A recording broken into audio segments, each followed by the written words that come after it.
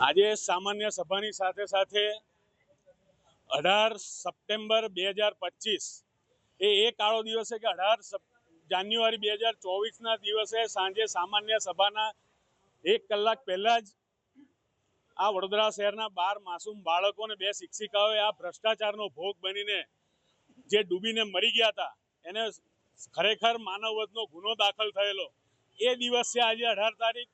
ત્યારે આ માતાઓ ન્યાય આપવા માટે, ન્યાય માંગવા માટે કોઈ પ્રદર્શન કરવા કે વિરોધ પ્રદર્શન કરવા નથી આવી, પણ આ જોવા આવી હતી કે આ સામાન્ય સભામાં મહિલા મેયર શું કરે છે। આજે કાયદેસર કાઉન્સિલરના પાસથી, કાઉન્સિલરની સહીથી એમને બેસવાની પ્રેક્ષક ગેલેરીમાં જે નિયમ અનુસાર વ્યવસ્થા છે એ સભા સેક્રેટરી દ્વારા એમને પાસ એલોટ કરવામાં આવ્યા હતા અને એ શાંતિથી સભા નિહાળી રહ્યા હતા। ત્યારે આ વડોદરા શહેરની બાહોશ ને બહાદુર પોલીસ, ખેસધારી પોલીસ કઈ સાથી કે એમને ત્યાંથી સભામાંથી અહીંયા ઉચકીને ડિટેન કરે છે અને હવે જવાબ આપવા રાજી નથી કે અમે કેમ બોલાયા છે, કેમ લઈ આવ્યા છે। મેયરને ખોટું લાગ્યું?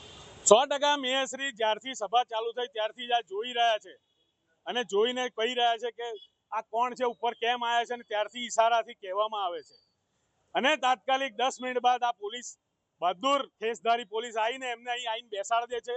એ આજે એવું કહી રહ્યા છે કે અમને મારી નાખો, ના હોય તો અમને ન્યાય ના આપી શકતા તો અમને મારી નાખો। જ્યારે આવે છે ત્યારે એ લોકો બંદી બનાવે છે જાણે કોઈ બહુ મોટા ગુનેગાર હોય।